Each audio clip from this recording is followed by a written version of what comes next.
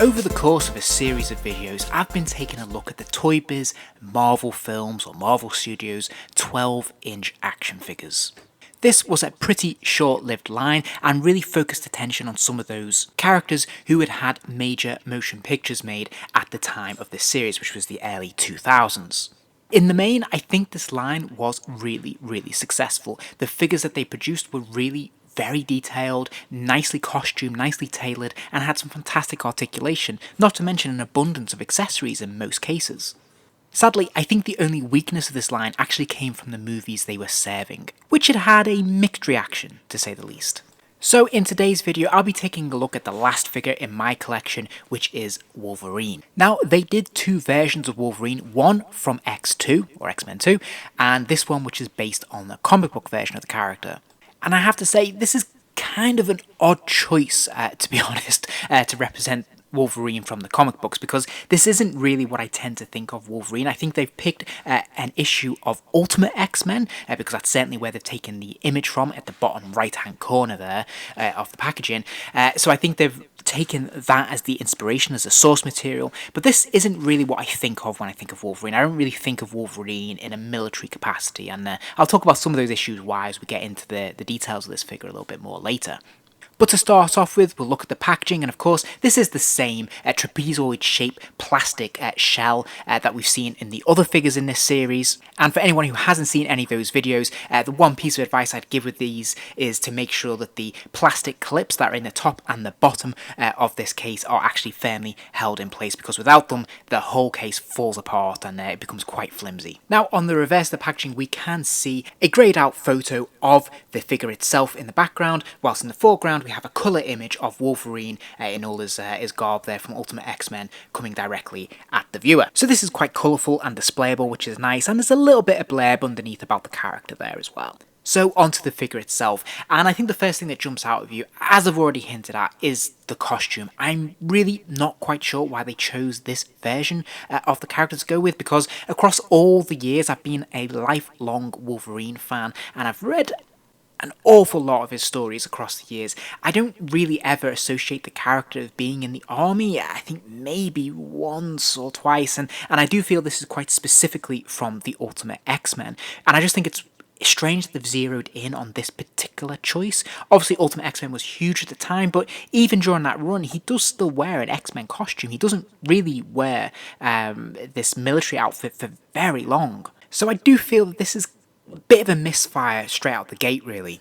That being said, I do think the head sculpt is absolutely brilliant. This could be pretty much any Wolverine from any era. It doesn't have to be the Ultimate Wolverine. I think this could easily be the 616 version that we all know and love. So I'm really happy with this head sculpt. I love the snarling expression. I love the stubble, the hair. I think they've done a really fantastic job of the likeness here. So, you know, in theory, you could just recostume him if you really don't like this military outfit, and you could have him in something more civilian or X-Men related, because I do think this head sculpt is absolutely fantastic.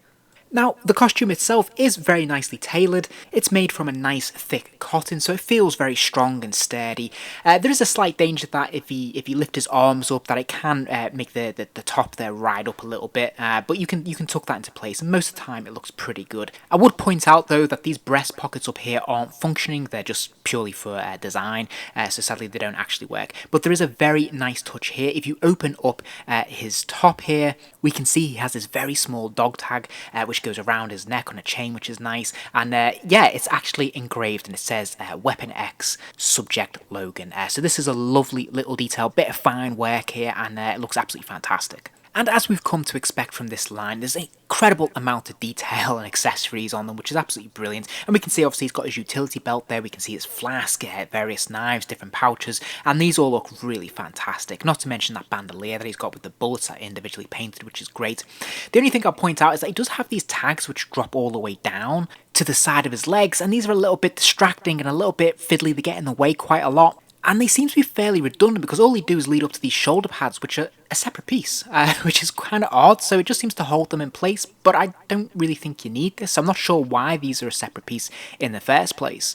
I also really like the choice they've gone for the boots there. They're really nicely painted. They're a bit different to what we've seen on, say, the Punisher figures. And it's also a slightly different mold, because it actually has a knife strapped into the boot. And this is nicely moulded and painted, but it's a little bit strange because it actually isn't an individual piece, it's just a straight moulded piece. So the knife doesn't come out of that holster there. So I'm not quite sure why they've opted for that, because since this series has been very, very generous with the amount of knives and bits and pieces that they've given these characters. So it's quite odd that this one is a moulded piece and isn't actually a functional knife. And you might notice as well that on the side of his leg here, he has a weapon that is strapped in. Again, this is lots of straps holding it in place with Velcro. It looks quite nice until you move it, because it is kind of flimsily held together through that one loophole there going through with the trigger space. And obviously if it is knocked, it does look a little bit silly, so you have to make sure it is balanced just right. Now, once again, in terms of extras, they've been very, very generous.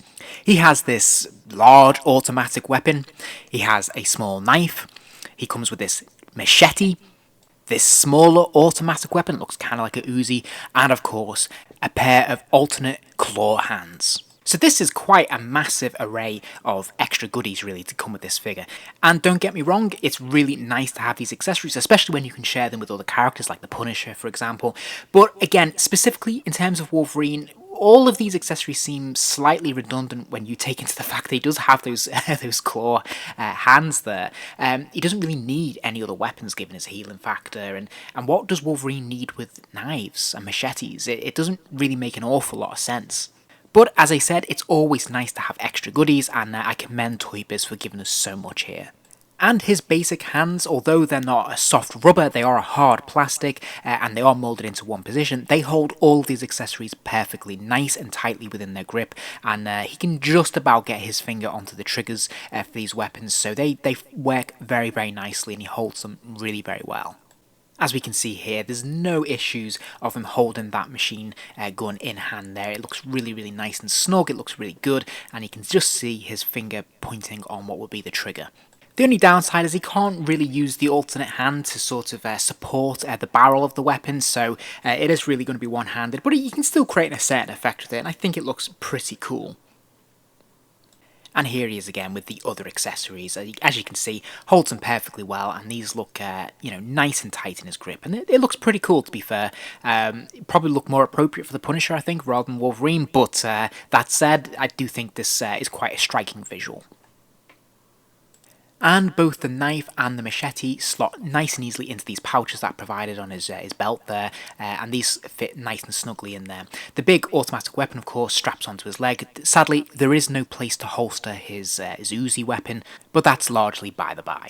And I'm delighted to say that the claw hands work absolutely perfectly. They look brilliant. Each claw is a separate individual plastic piece, so they look really distinctive, and they're nice and separated there, so they don't tend to clump together, so it looks really very effective. Now, as is so often the case with Wolverine figures, you do have to be careful with these claws because they do have a tendency to lean one way or the other, and there's a danger they can look a little bit uneven.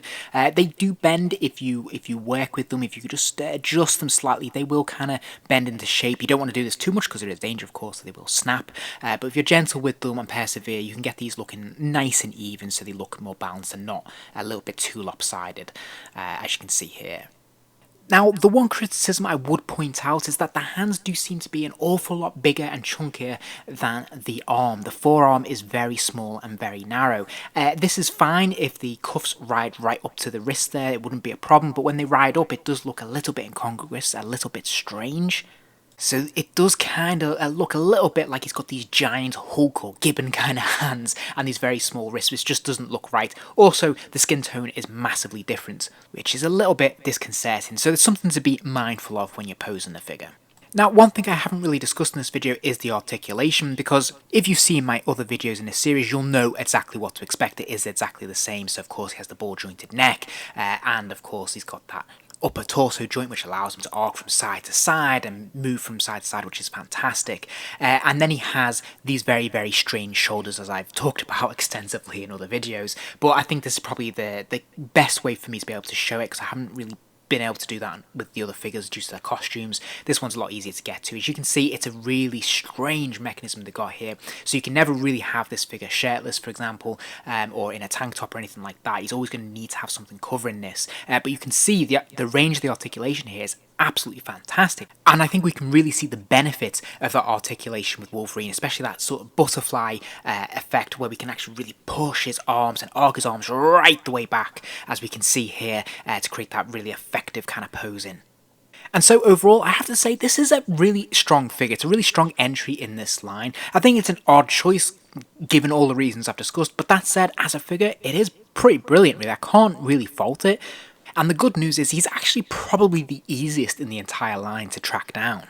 Unlike his variant counterpart, which is X2 Wolverine, or the Wolverine that is quite clearly modelled on Hugh Jackman. As you can see, this is a completely different sculpt, and judging by various photos that I've seen of this character, it doesn't look to be the strongest in the line, I have to say. I think the sculpt itself doesn't look quite accurate, looks a little bit too young for Hugh Jackman, and the tailoring on the costume looks a little bit sloppy. It looks a little bit too big for him. It doesn't look like it works too well, to be honest. And sadly, it looks like he doesn't really have anything in the way of accessories apart from an extra unclawed pair of hands. And speaking of variants, they also did a variant of the Punisher, so they did the movie version, or the Thomas Jane version of the character. Seems to come largely with the same accessories as the comic book version, but of course the head sculpt and the costume and even the tailoring on the outfit, like this is a very different look, very different coat. I actually think this coat looks really very nice from the photos I've seen. Now sadly, I've never seen this figure up close in real life, so it's hard to make a judgment on it, but I do think this looks really strong, and I think you'd be happy with this one if you picked it up. And then finally, and most surprisingly, they did a variant of the Doctor Doom figure. Sadly, didn't come with anything particularly more interesting. It was just an unhelmeted version of Doctor Doom, which I really can't imagine many people would want, to be honest. And that, as they say, is that. That is pretty much the entire line. I actually think it's been a fantastic line. It's a real shame it was so short-lived, and I wish it had continued, because I think these are really high-quality figures, very nicely tailored, lots of accessories, and really good head sculpts. And I think, ironically, for a line that was really basing itself on the movies, I actually think it's their comic book versions that are actually the most impressive in this line. If you enjoyed this video, please do give it a like, and remember to subscribe, as there'll be plenty more videos soon.